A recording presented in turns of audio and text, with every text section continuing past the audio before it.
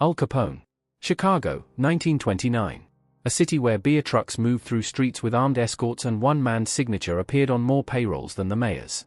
Alphonse Capone didn't hide. He couldn't. By the time Prohibition turned alcohol into gold, Capone had become something the underworld had never seen, a celebrity criminal. The St. Valentine's Day massacre changed everything. 7 men lined against a garage wall, executed by shooters dressed as police officers. The newspapers screamed. But Capone was in Florida, untouchable behind layers of alibis. His operation generated an estimated $60 million annually. That money bought aldermen, judges, police captains.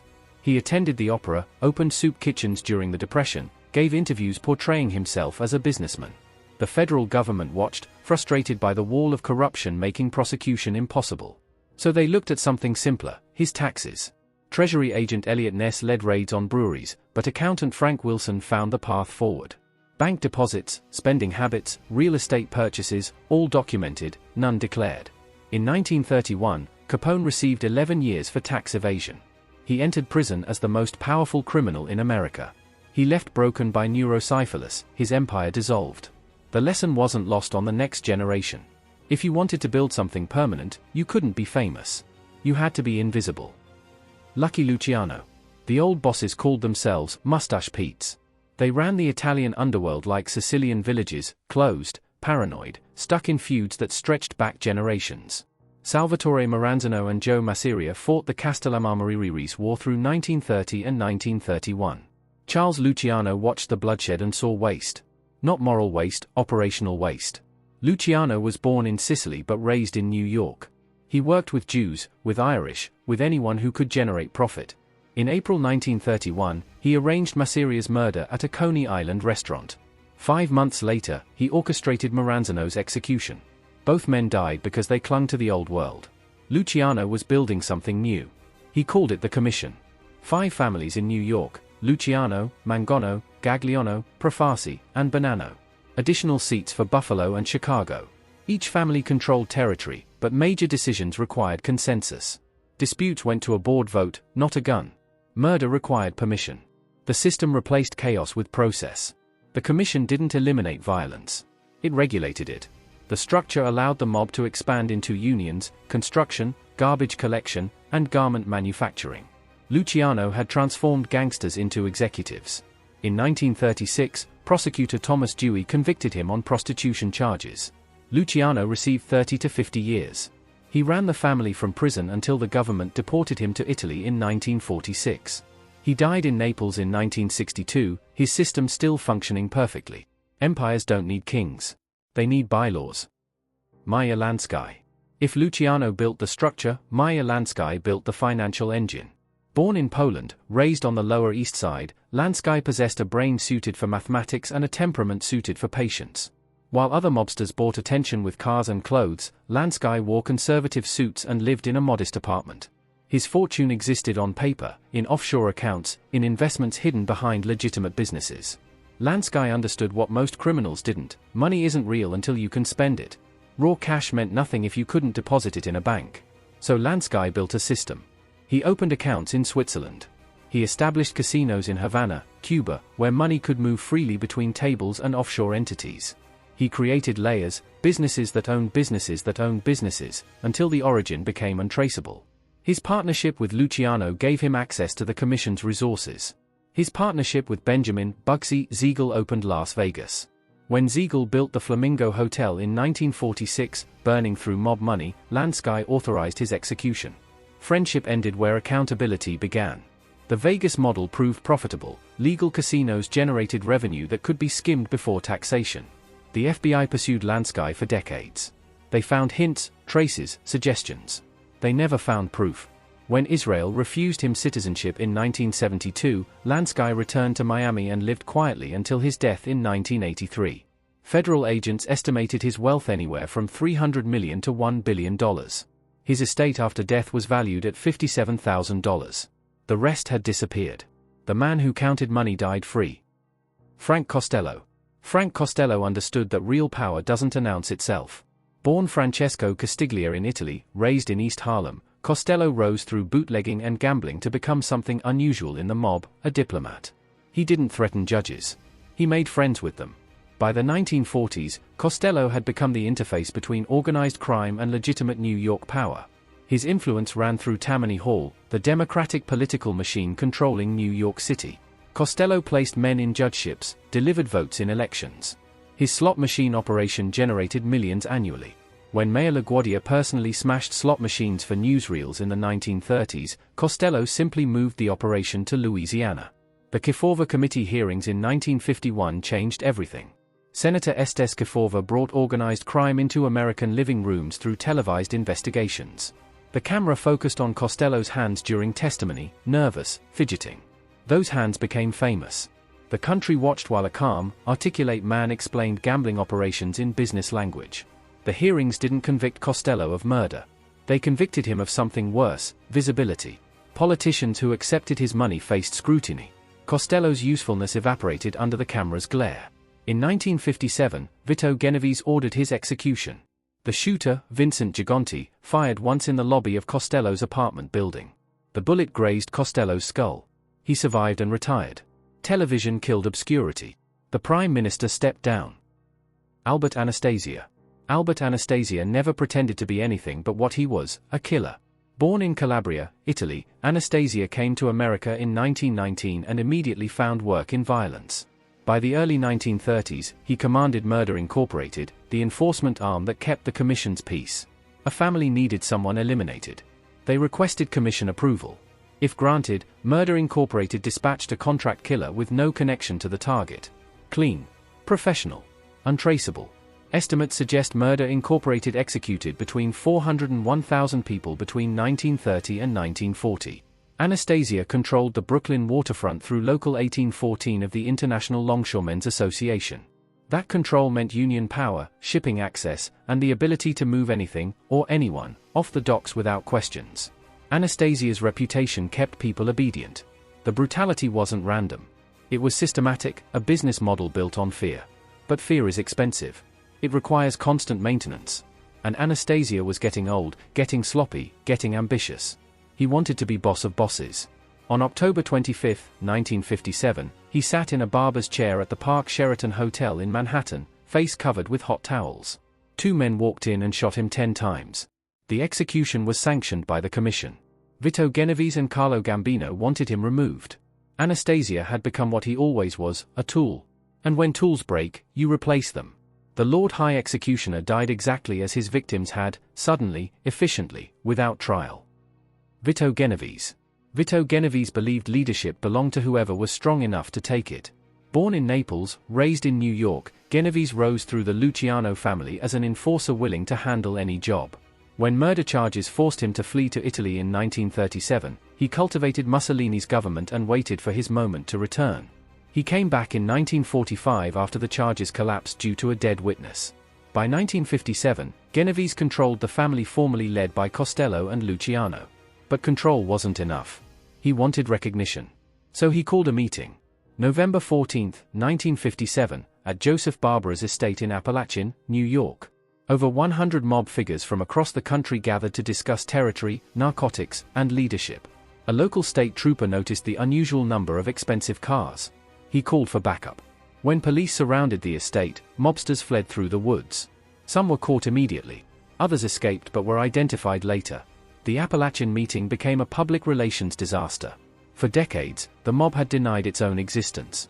Now, law enforcement had names, faces, license plates. Genovese's grab for power had exposed everyone. The Commission didn't forgive him.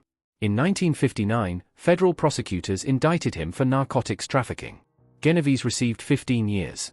He died in prison in 1969, still claiming he was set up by rivals who fed information to the government. He probably was.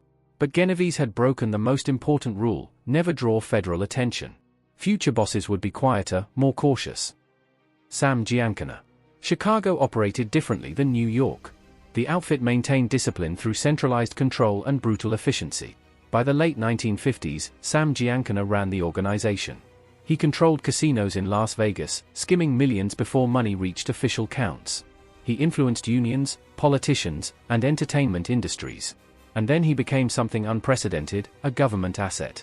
In 1960, the CIA approached the mob with a proposal. Fidel Castro had seized Cuba, nationalizing the casinos and eliminating millions in mob revenue. The CIA wanted Castro dead but couldn't be seen acting directly. Giancana and Florida boss Santo Trafficante Jr. agreed to help. The agency provided poison pills. The mob provided access. Every attempt failed. Castro survived the poison, the explosives, the shooters. The Kennedy connection deepened the complications. Giancana allegedly helped deliver Illinois votes to John F. Kennedy in the 1960 presidential election. He shared a mistress, Judith Campbell Exner, with the president. When Robert Kennedy became Attorney General and launched aggressive campaigns against organized crime, Giancana felt betrayed. In 1965, Giancana fled to Mexico to avoid grand jury testimony. He returned to Chicago in 1974. Congress was investigating CIA abuses. Giancana was subpoenaed to testify about the Castro plots. He never made it to Washington. On June 19, 1975, someone entered his home and shot him 7 times, once in the mouth. The killer was never found. When institutions become clients of criminals, everyone becomes complicit. Carlo Gambino. Carlo Gambino never gave interviews. He never appeared in newspapers. He lived in a modest house in Brooklyn and died in his bed at age 74, an almost impossible achievement in his profession. Yet for nearly 20 years, Gambino ran the most powerful crime family in America, controlling labor unions, construction, trucking, and the New York waterfront. Gambino arrived from Sicily in 1921 and rose quietly through the ranks of what became the Mangonno family. After Albert Anastasia's 1957 assassination, which Gambino helped arrange, he assumed control and immediately changed the family's direction. No more public violence. No more unnecessary attention. Business would be conducted quietly. His success came from discipline. Gambino forbade his family from dealing narcotics, recognizing that drug trafficking brought severe federal sentences and cooperating witnesses. He focused on traditional rackets, gambling, loan sharking, labor racketeering, and extortion. These crimes generated steady income without creating heat. The family's power extended through unions that controlled essential services. Teamsters locals gave Gambino leverage over shipping. Construction unions allowed him to influence which contractors received work. Garment district connections let him control manufacturing costs. This wasn't street crime. This was infrastructure control. Gambino suffered a heart attack in 1976 and died at home, surrounded by family. The FBI estimated his criminal organization generated hundreds of millions annually, yet Gambino's personal estate was modest. He had learned from Capone's mistake. Don't flaunt wealth. Don't give prosecutors easy targets. His successor, Paul Castellano, would forget those lessons. Paul Castellano. Paul Castellano believed the mob's future lay in legitimate business. Born into the Gambino family, married to Carlo Gambino's sister, Castellano rose to leadership in 1976 with clear ideas about modernization. He lived in a white mansion on Todd Hill in Staten Island, a 17-room estate that looked more like corporate headquarters. He invested in meat processing, controlling distribution through Dial Poultry. He dressed in expensive suits and held meetings like a CEO. His soldiers hated him. Castellano spent more time with businessmen than with his crew. He instituted rules against narcotics while his men watched other families profit from drug money. He seemed disconnected from street operations, more interested in profit margins than in maintaining respect. John Gotti, a captain in the family, represented everything Castellano wasn't. Gotti came from the streets. He earned through hijacking, loan sharking, and gambling. When Castellano's house was bugged by the FBI in 1983, recorded conversations revealed his contempt for street-level soldiers. Gotti heard those tapes. The commission had procedures for replacing a boss. But Gotti didn't ask. On December 16, 1985, Paul Castellano and his underboss arrived at Sparks Steakhouse in Manhattan. Four men in identical trench coats approached as they exited their car. The shooting lasted seconds. Castellano died on the sidewalk. Gotti drove by moments later, observing the scene, then became boss without commission approval. The execution violated every rule Luciano had established. The corporate era was over. The celebrity era was about to begin again. Joe Bonanno. Joseph Bonanno believed in the old ways. Born in Sicily, steeped in traditions of honor and loyalty, Bonanno built his family around principles that seemed increasingly outdated by the 1960s. He called his organization a brotherhood, not a business. He demanded absolute loyalty. He resented the commission's interference. And when other bosses challenged his authority, he refused to submit. The trouble started in 1964. Bonanno allegedly planned to kill multiple commission members and seize control of New York. The plot was discovered. Rather than face judgment, Bonanno disappeared for 19 months, later claiming he had been kidnapped. The commission didn't believe him. They removed him as boss and installed Gaspar di Gregorio. Bonanno's loyalists rejected the decision. The Banana War began. The conflict tore the family apart. Soldiers chose sides. Violence erupted across Brooklyn and Manhattan. The fighting continued sporadically until 1968, when Bonanno finally stepped down and retired to Arizona. But the damage was permanent. In 1983, Bonanno published his autobiography, A Man of Honor. The book portrayed him as a traditionalist forced out by modernizers. It detailed commission operations, described internal family structures, and named names. The mob considered the book a violation of omerta, the code of silence. By writing about the life, Bonanno had broken the most fundamental rule. He lived until 2002, dying at age 97. He represented the last connection to the Sicilian traditions that had founded the American mob. But he also demonstrated how those traditions couldn't survive in America. His book opened a door. If a boss could write about the life, why couldn't soldiers? Tony Accardo. Anthony Accardo understood something New York bosses never learned: anonymity equals longevity. Born in Chicago in 1906, Accardo rose through the outfit during the Capone era, earning the nickname Joe Batters for his skills with a baseball bat. But unlike Capone, Accardo recognized that public attention was fatal. After taking control in 1947, he maintained power for nearly 30 years without a single conviction. Accardo's system was simple. He delegated visible leadership to others while maintaining control from the background. Sam Giancana ran day-to-day operations through the 1960s. When Giancana's profile became too high, Accardo replaced him with quieter bosses. The structure kept Accardo's name out of investigations while preserving his authority. The outfit controlled Chicago through union infiltration, political corruption, gambling operations. But Chicago added Las Vegas. The outfit held hidden interests in multiple casinos, skimming revenue before official counts. Federal investigators estimated the skim reached millions annually, money that returned to Chicago and funded further operations. Accardo's success came from patience and brutality. When burglars broke into his house in 1978, stealing jewelry and valuables, Accardo didn't call police. Within weeks, 6 men connected to the burglary were found murdered across Chicago, each killed in a different method. The message was clear: certain lines couldn't be crossed. Accardo died in 1992 at age 86, having spent 70 years in organized crime without serving a day in prison. His model should have become the standard. Stay quiet. Delegate publicly. Maintain discipline.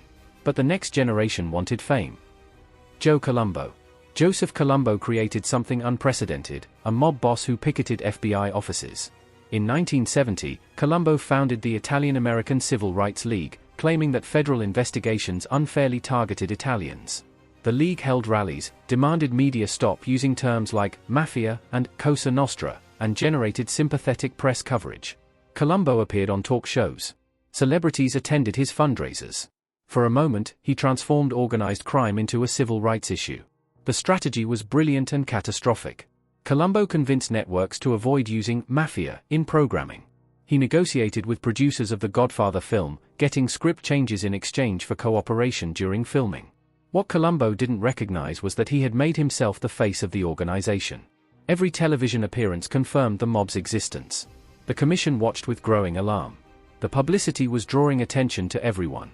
On June 28, 1971, at an Italian-American Unity Day rally in Columbus Circle, a gunman shot Colombo 3 times in the head. The shooter, Jerome Johnson, was immediately killed by Colombo's bodyguards. Colombo survived but remained paralyzed and unable to speak until his death in 1978. The shooting ended the civil rights movement. The League disbanded. Federal investigations intensified.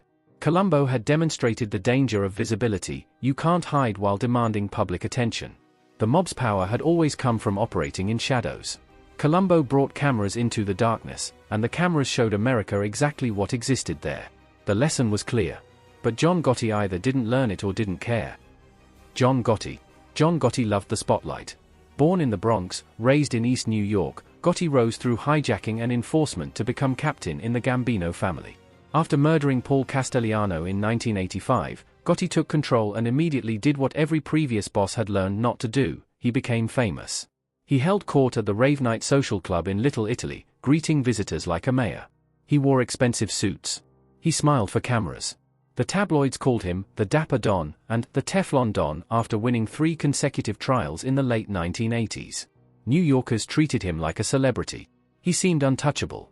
The FBI watched all of it, building cases, collecting evidence, turning witnesses. In 1990, they installed a bug in the rave night apartment above the club.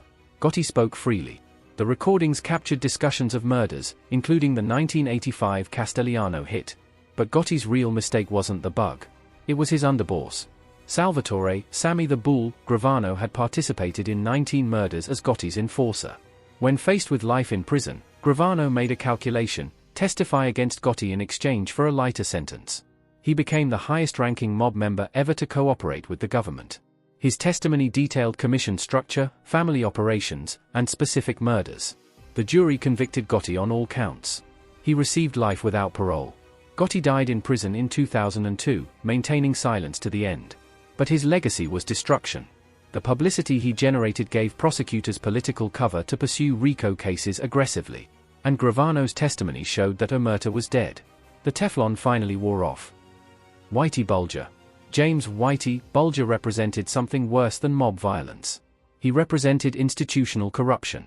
Born in South Boston, Bulger rose through the Winter Hill Gang to control organized crime throughout Boston during the 1970s and 1980s. But Bulger had protection: FBI agent John Connolly. Connolly grew up in South Boston and knew Bulger from childhood. When Connolly joined the FBI, he cultivated Bulger as an informant, supposedly providing information about the Italian mob in Boston. The relationship inverted: Bulger fed Connolly minor intelligence while receiving warnings about investigations, wiretaps, and witnesses.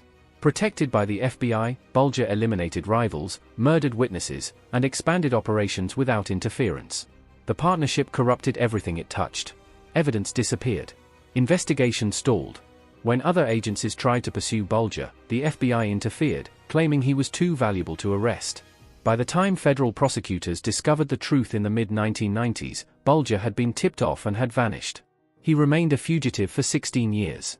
Bulger was captured in 2011, aged 81, living quietly in Santa Monica, California. The trial in 2013 revealed decades of murders, extortion, and drug trafficking. Bulger was convicted of 31 counts, including involvement in 11 murders. He received 2 life sentences. In 2018, he was killed in a West Virginia prison within hours of arrival. The Bulger case exposed the moral rot that occurred when law enforcement and organized crime became indistinguishable. The FBI had protected a murderer for decades. The informant became the handler's boss. When the system is compromised, everyone becomes criminal. Vincent Gigante. Vincent, the Chin, Gigante walked the streets of Greenwich Village in a bathrobe and slippers, mumbling to himself, urinating in public. Neighbors assumed he was mentally ill. His family claimed he was incompetent. Prosecutors argued he was performing. The act lasted nearly 30 years. Gigante rose through the Genovese family, participating in the 1957 attempted hit on Frank Costello. By the 1980s, he controlled the family and implemented a strategy to avoid prosecution: pretend to be insane. Doctors examined him. Some said he was delusional. Others said he was faking. Gigante maintained the performance during court appearances, wearing pajamas, speaking incoherently, refusing to acknowledge judges. Behind the act, Gigante ran the most disciplined family in New York. He communicated through intermediaries. He avoided electronic surveillance. He made decisions carefully and enforced them ruthlessly. The Genovese family continued operating at full capacity while its boss appeared mentally unfit to stand trial. The strategy worked for years. But in 1997, prosecutors finally brought Gigante to trial for racketeering and murder conspiracy. The evidence included testimony from multiple witnesses, surveillance footage, and psychiatric evaluations that concluded he was competent. In 2003, facing additional charges, Gigante admitted the entire act had been a fraud. He pleaded guilty to obstruction of justice and admitted he had been faking mental illness since the 1970s. Gigante died in federal prison in 2005 at age 77. His performance represented the mob's final evolution, recognition that the system was overwhelming and survival required total deception. But even deception had limits. The act couldn't last forever. Nothing could. If you found this history valuable, consider subscribing for more in-depth documentaries about the systems that shaped our world. Leave a comment with your thoughts, or suggest what you'd like us to cover next. Thanks for watching.